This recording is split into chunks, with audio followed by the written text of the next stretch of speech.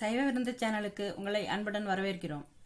இன்றைக்கி நம்ம சேனலில் பாகக்காய் பிட்லை எப்படி செய்கிறதுங்கிறத பார்க்க போகிறோம்.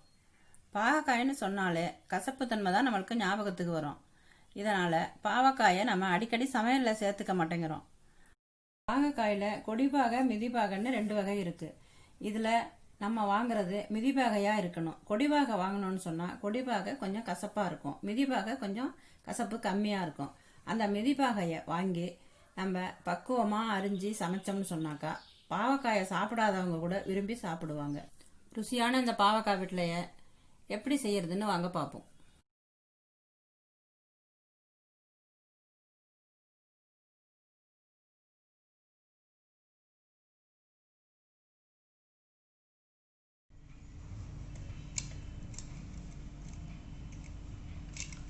ஒரு 200 கிராம் பாவக்காய் இருக்குது. பாவக்காயை தண்ணியில் போட்டு கழுவிட்டு இது மாதிரி நல்லா பொடியாக அரிஞ்சிக்கணும். இது நல்லா மிதிப்பாவையாக இருந்தாக்கா நல்லாயிருக்கும்.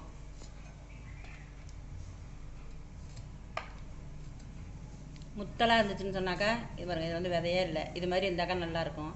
கொஞ்சம் முத்தலாக இருந்தால் விதையெல்லாம் கொஞ்சம் நீக்கிட்டு அரிங்க.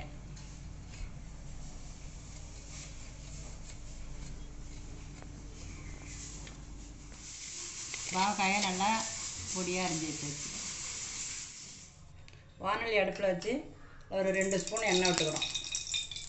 அரிஞ்சு வச்சுருக்க பாவக்காயை அதில் போட்டு நல்லா வறுத்துக்கிறோம்.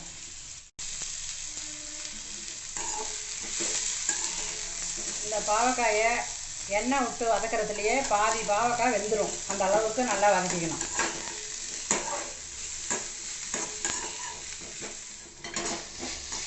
வந்து வதக்கினது போதும், நல்லா பாதி வெந்திருக்கு. அப்படி தான் இதை இறக்கி வச்சுட்டு ஒரு பாத்திரத்தில் எண்ணத்தில் நம்ம பட்லர் வைக்கிறோமோ அந்த பாத்திரத்தில் கொஞ்சம் கனமாக இருந்தால் நல்லாயிருக்கும். இந்த ஸ்பூனால் 1 ஸ்பூன் கடலைப்பருப்பு 1/2 மணி நேரம் முன்னாடி ஊற வச்சு கொஞ்சமாக தண்ணி வச்சு அடுப்பில் வச்சுருக்கேன். இந்த தண்ணி கொதித்ததுக்கப்புறம் தண்ணி தொப்பை கொதி வருது. கொதி வந்துட்டுனா வதக்கி வச்சுருக்கிற பாவக்காயை அதை சேர்த்து போடணும். அதில் 2 சேர்ந்து கரெக்டாக வெந்துடும். இது வெந்துட்டு இருக்கட்டும். இது வேகிறதுக்குள்ளே 1 ஸ்பூன் கடலைப்பருப்பு 1 ஸ்பூன் துவரம்பருப்பு 1 மணி நேரம் முன்னாடி ஊற வச்சதை இப்போ மிக்ஸி ஜாரில் போட்டிருக்கேன். இந்த கடலைப்பருப்புக்கும் துவரம்பருப்புக்கும் தேவையான அளவு கொஞ்சம் உப்பு போட்டுக்கணும். இதுக்கு தேவையான அளவு ஒன்றையும் உப்பு போட்டுக்கணும். ஒரு 1/2 டீஸ்பூன் ஜீரகம் போட்டுக்கணும். ஒரு கொத்து கருவேப்பிலை கொத்து போடுறேன். கொஞ்சமாக தேங்காய் வந்து 1/4 மூடி அளவை கம்மியாக தான், கொஞ்சமாக தேங்காய் பூ எடுத்து அதையும் இதில் போட்டுக்கிறேன். போட்டு நல்லா தண்ணி விட்டாமல் நைஸாக அரைச்சிக்கணும். அரைச்சாச்சு. இது வந்து நல்லா கெட்டியாக அரைச்சிருக்கோம். இது வந்து தண்ணி விட்டாமல் கொஞ்சம் கெட்டியாக அரைச்சி இது மாதிரி வச்சுக்கணும். ஒரு மூடி திருவி அதில் 1/4 மூடி போட்டாச்சு. இதில் ஒரு 1/2 மூடியை போட்டுக்கிறேன். அரைச்சி அதையும் மிக்ஸி ஜாரில் போட்டுக்கணும். ஒரு கருவேப்பிலை கொத்து 1 பொரிய போட்டுக்கணும். 1/2 ஸ்பூன் ஜீரகம் போட்டுக்கணும். சின்னதாக ஒரு வெங்காயம் எடுத்து அதில் பாதி போட்டுக்கிட்டால் போகிறோம். ஒரு 1/4 ஸ்பூன் தனியா காஞ்ச கொத்தமல்லி போட்டுக்கிறோம். ஒரு 3/4 ஸ்பூன் பொட்டுக்கடலை போட்டுக்கிறோம். பாவக்காய் கடலைப்பருப்பு 2ம் போட்டது நல்லா வெந்திருக்கு. இந்த பாவக்காய் இதுக்கு தகுந்தவள ஒரு 1/2 ஸ்பூன் இதுக்கு உப்பு போட்டுக்கிறேன். 1/4 டீஸ்பூன் மஞ்சள் தூள், 3/4 டீஸ்பூன் குழம்பு மிளகாய்த்தூள். குழம்பு மிளகாய்த்தூள் வந்து எப்படி அரைக்கணுங்கிறது ஏற்கனவே வீடியோவில் போட்டிருக்கேன். இது வரைக்கும் நீங்கள் பார்க்கலன்னு சொன்னால் கார்டில் லிங்கில் தெரியும், அதை பார்த்து தெரிஞ்சுக்கோங்க. இது வந்து இப்போ சத்த நாளைக்கு கொஞ்சம் கொதிக்கணும். இது வந்து கொதி வந்தோடனே இந்த துவரம்பருப்பு தேங்காய் கடலைப்பருப்பு இது 3 அரைச்சி வச்சுருக்கத சின்ன சின்ன உருண்டையாக இது மாதிரி உருண்டி இதிலே போடணும். உருண்டி முன்னாடியே தட்டில் வச்சுக்க முடியாது, இதை கையோட இது மாதிரி தான் போடணும். சின்ன சின்னதாக உருண்டி அந்த பாவக்காயெல்லாம் அரிஞ்சு வச்சுருக்கோம்ல, அந்த பாவக்காய் அரிஞ்சு வச்சுருக்கோன்னா அதுக்கும் இதுக்கும் இந்த உருண்டையும் ஒன்றா இருக்கிறாப்புல போடணும் அளவு. எல்லாத்தையும் உருண்டி போட்டுட்டேன். இப்போ இது வந்து நல்லா கெட்டியாக இருக்குது, அடி பிடிச்சிரும். அப்படிங்கிறதுனால கொஞ்சம் வெந்நீர் சுட வச்சு கொஞ்சமாக ஊற்றிக்கணும். இந்த உருண்டை போட்டது நல்லா வேகணும்.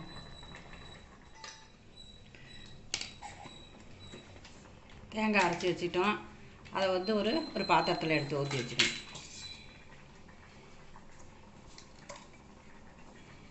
தேங்காயை நல்லா நைஸாக அரைச்சி வச்சுக்கணும். நல்லா நைஸாக இருக்கும். அடுப்பை வந்து சிம்மில் தான் வச்சுருக்கேன். ஏன்னாக்கா அது வந்து உங்களுக்கு மாவாக ஊற்றி போட்டதுனால அடியில் சமயத்தில் பிடிச்சிரும். இந்த பட்லர் வைக்கிறதும் உங்களுக்கு கெட்டியாக வைக்கணும் தொட்டுக்கிறாப்புல அப்படிங்கிறதுனால அது வந்து பிடிக்குங்கிறதுனால அடுப்பை சிம்மில் வச்சுருக்கேன். அடிக்கடி கிட்டகையே இருந்து கொஞ்சமாக அந்த உருண்டை கொதிக்கிற வரைக்கும் கையை திராவக்கூடாது. கொதிச்சதுக்கப்புறம் கொஞ்சம் திராவணிங்கன்னு சொன்னால் இது மாதிரி இருக்கும். இப்போ இந்த உருண்டையும் நல்லா வெந்துருச்சு. அரைச்சி வச்சுருக்கிற தேங்காய் விழுத அதில் சேர்த்துக்கிறோம்.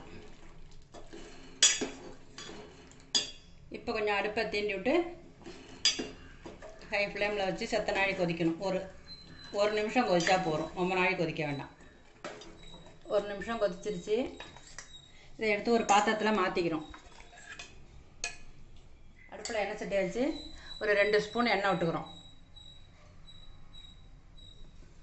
இதுக்கு வந்து வெங்காய வடம் இருந்ததுன்னு சொன்னாக்கா வெங்காய கருணை தாளித்து போடலாம். அப்படி இல்லைன்னு சொன்னாக்கா கடுகும் உளுத்தம் பருப்பும் தாளித்து போடலாம்.